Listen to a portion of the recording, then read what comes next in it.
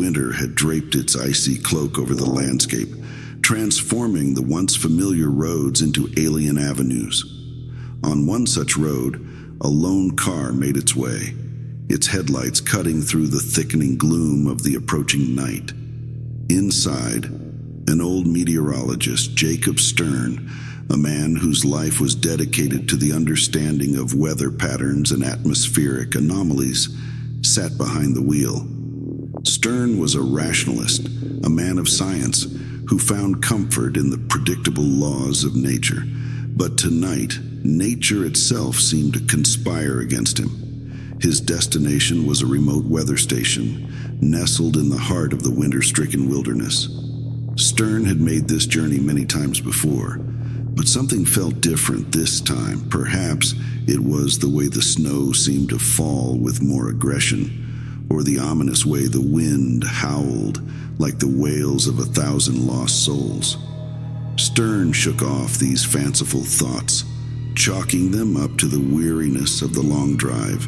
As the last light of day surrendered to the encroaching darkness, Stern noticed a distant structure piercing the horizon. It was the spire of the weather station, an eerie silhouette against the twilight sky. A sense of relief momentarily washed over him, only to be quickly replaced by a faint whisper of unease. He turned onto a narrower road, one that supposedly led directly to the station. The road was poorly maintained, covered in snow and ice, and bordered by gnarled, leafless trees that seemed to reach out towards him. The further Stern drove, the more he felt as though he was descending into some forgotten realm. The snow intensified, swirling around his car in a frenzied dance. Time seemed to stretch and distort. He glanced at his watch, only to find that hours had passed. Yet the spire of the weather station remained a distant figure, no closer than when he first spotted it. A creeping sense of dread began to take hold of Stern. He checked his map repeatedly, but it offered no solace. According to the map, he should have arrived at the station by now. His logical mind struggled to make sense of this anomaly. Was he driving in circles? Had he taken a wrong turn? No, the road was straight, with no deviation. The darkness around him deepened, and the snowfall turned into a blizzard. Stern's heart pounded in his chest, each beat echoing the growing fear inside him. The car's headlights barely penetrated the whiteout conditions, creating a tunnel of limited visibility. Shadows seemed to move just beyond the reach of the light, darting in and out of sight, playing tricks on his mind. Then he saw it, a figure standing motionless in the middle of the road. Stern slammed on the brakes, the car skidding perilously on the icy surface. His breath fogged up the windshield as he stared at the figure. It was a man, or what appeared to be a man, standing silently, facing away from him. Stern honked the horn, but the figure didn't move, didn't even flinch. With a mixture of fear and frustration, Stern stepped out of the car. The cold hit him like a physical force, and the howling wind snatched his words away as he called out to the figure. He took a few tentative steps forward, but in a blink, the figure was gone, as if swallowed up by the night itself. Shaken, Stern hurried back to the safety of his car. He tried to convince himself that it was just a trick of the light, a shadow, anything but what his fear-saturated mind suggested. He decided to turn back, to retreat to the safety of civilization. But as he looked back down the road, he realized with a sinking heart that the way he had come was no longer familiar. The landscape had changed. Or perhaps it was he who had changed. The world outside Jacob Stern's car had transformed into a realm of unending white, the snowstorm blurring the boundaries between earth and sky. The road beneath him felt less like a path to follow, and more like a descent into some uncharted abyss. Time, it seemed, had forsaken this place, leaving Stern in a limbo of ice and darkness. Each turn of the wheel, each glance at the spire still far in the distance, gnawed at his sanity. The needle of the fuel gauge crept inexorably toward empty, a silent testament to the futility of his journey. Panic began to set in, a cold, clawing terror that matched the icy grip of the winter outside. As the night deepened, so too did the strangeness of his situation. The radio, his only companion, crackled to life sporadically, emitting disjointed fragments of voices as if someone or something was attempting to communicate through the white noise. The car's headlights flickered inexplicably, casting eerie shadows that danced alongside the vehicle, mocking his plight. And then, standing there in the middle of the road as if conjured from the storm itself, was the figure again. Stern's heart skipped a beat. He brought the car to a screeching halt, the sound lost in the howling wind. The figure stood motionless, an ominous silhouette against the storm, its features obscured by the swirling snow. This time, Stern's fear was overtaken by a desperate need for answers. He flung the car door open and stepped out into the blizzard. The wind bit at his face and the snow blinded him, but he pushed forward, his voice lost in the storm as he called out to the figure. But as before, the figure vanished into the night, leaving Stern alone on the desolate road. A sense of surreal terror overtook him. Was he losing his mind? Were these apparitions mere hallucinations, or something far more sinister? He climbed back into the car, his thoughts a whirlwind of fear and confusion. The car felt like the last bastion of reality in a world that had slipped into madness. He drove on, the endless road unfolding before him like a nightmare from which he could not wake. Stern's grip on the steering wheel tightened, his knuckles white with strain. The landscape around him morphed and twisted in the storm. Trees bending impossibly, their branches like the gnarled fingers of some giant beast reaching out to him. The road itself seemed to pulse and shift, leading him not towards safety, but deeper into the heart of this frozen hellscape. The spire of the weather station loomed in the distance, a constant in the ever-changing horror of the night. It stood as both a beacon of hope and a monument to his despair. Stern clung to the thought of reaching it, of finding some semblance of normalcy amidst the chaos. But as the fuel gauge hit empty and the car's engine began to sputter, Stern realized the grim truth. The road was leading him nowhere, a loop of terror and confusion with no end. The engine's final sputter was a death knell in the symphony of the storm. Jacob Stern sat in the lifeless car, a solitary figure against the relentless blizzard. With the car's heater gone, the cold began its insidious creep, an uninvited entity that clawed at his bones. Stern knew he couldn't stay in the car. His only chance was the weather station, a ghostly silhouette in the distance, his elusive beacon in this nightmarish odyssey. He trudged forward, each step a Herculean effort against the snow's embrace.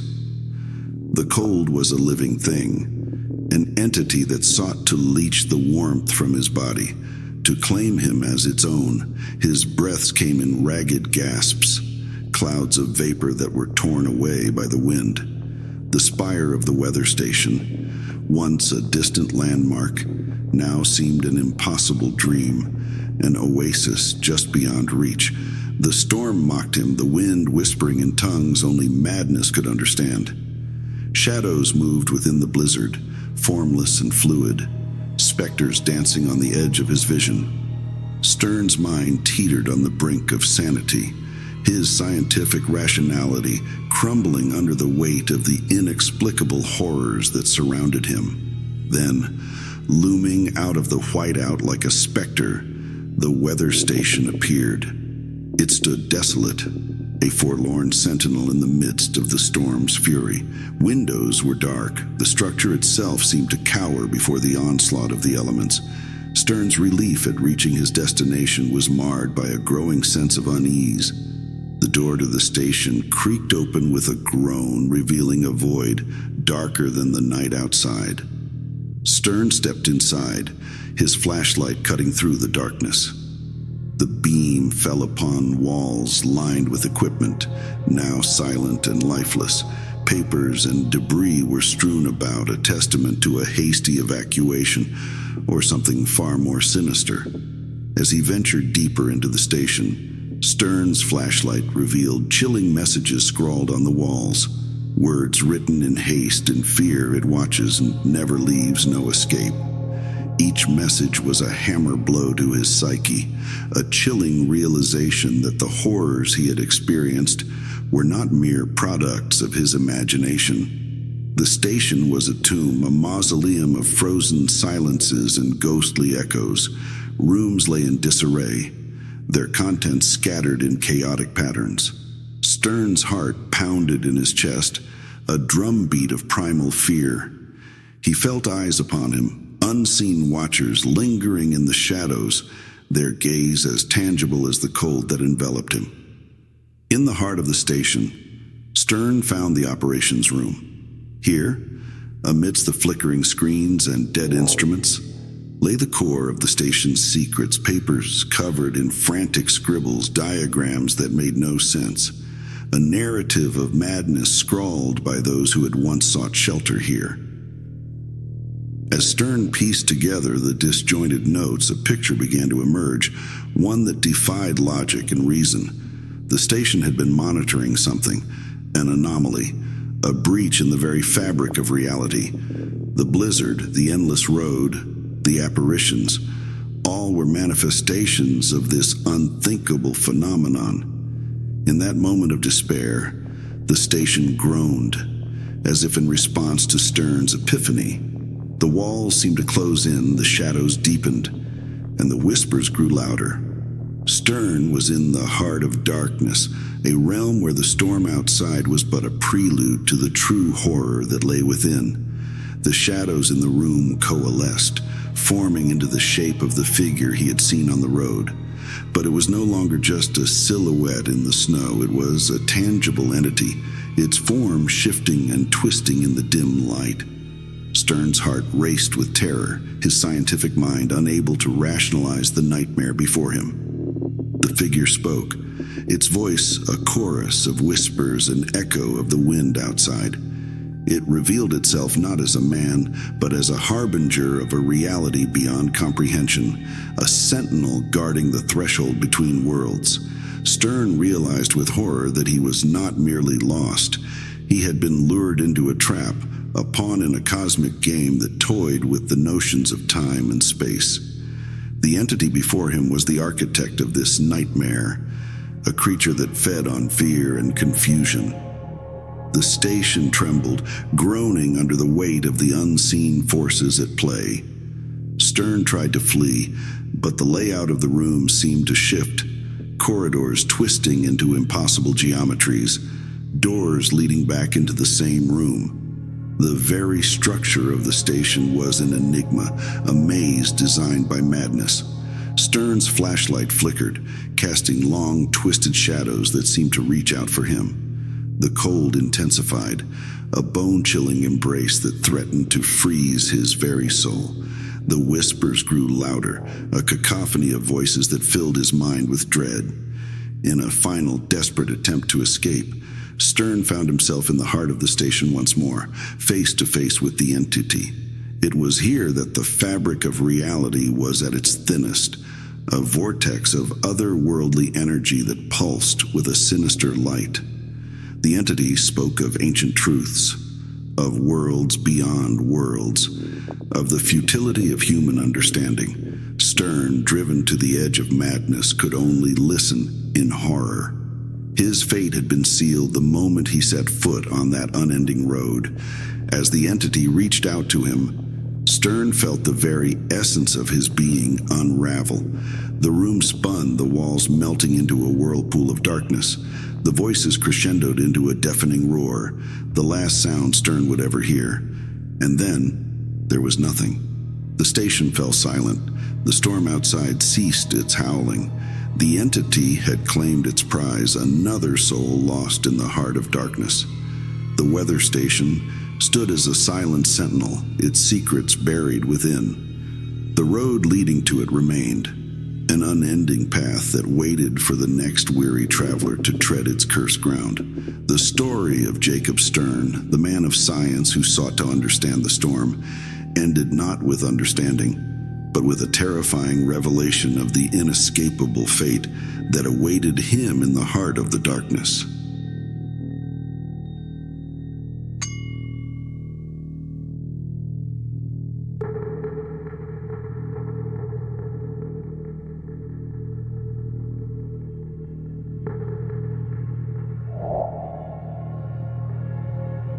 The wind howled like a chorus of wraiths as John's car sliced through the thick curtain of snow.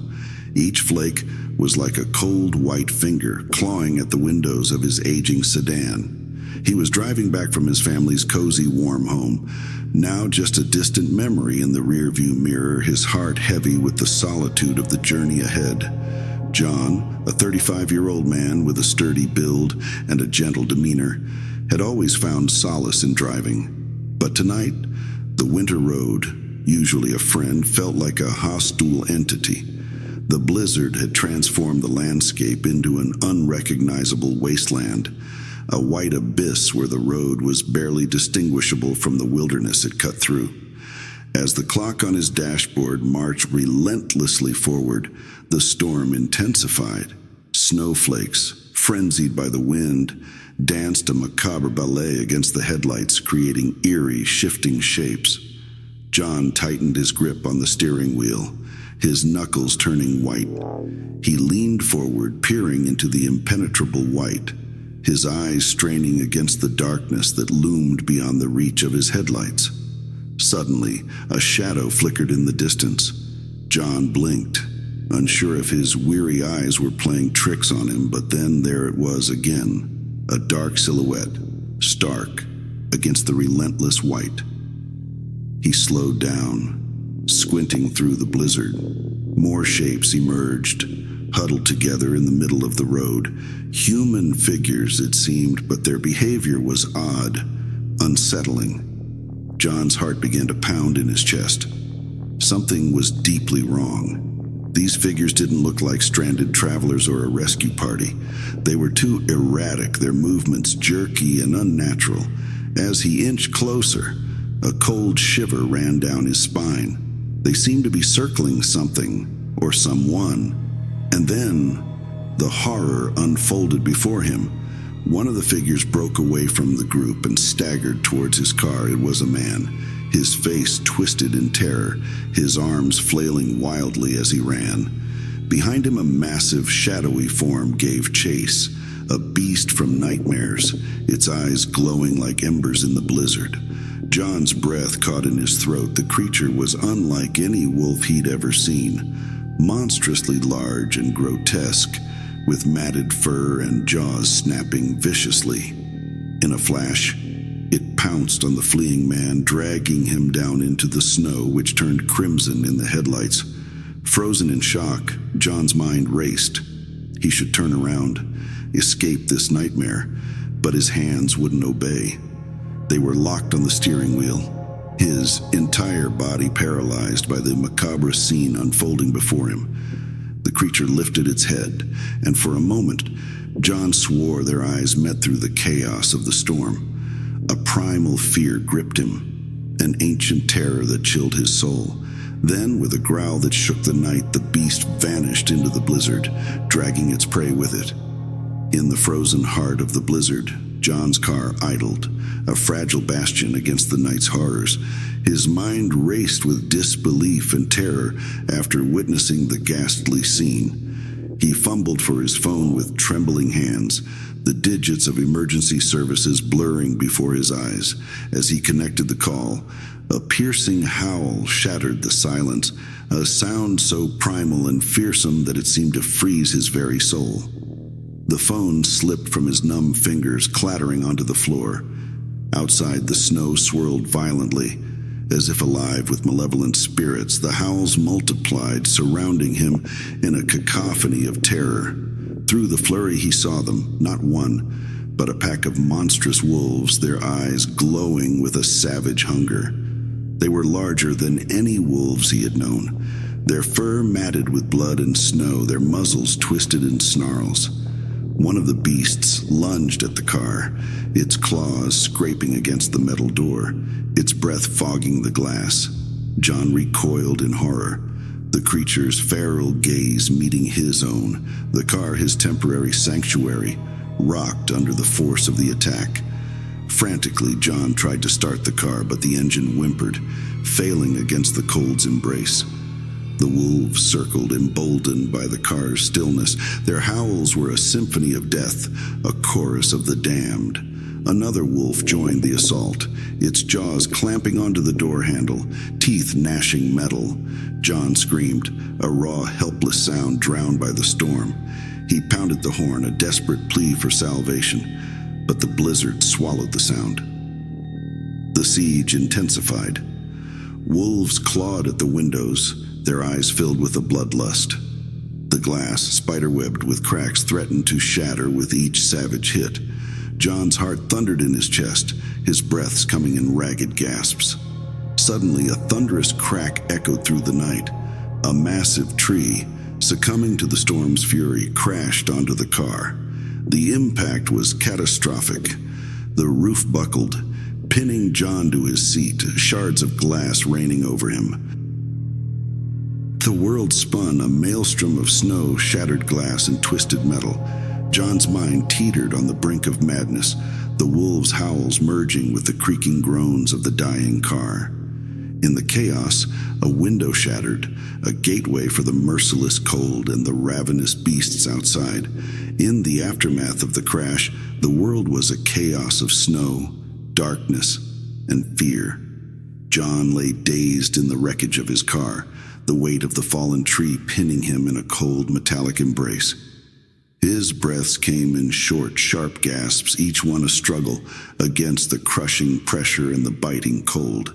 The car, once a sanctuary, was now a twisted tomb. The roof, caved in by the tree, pressed down on him with relentless force.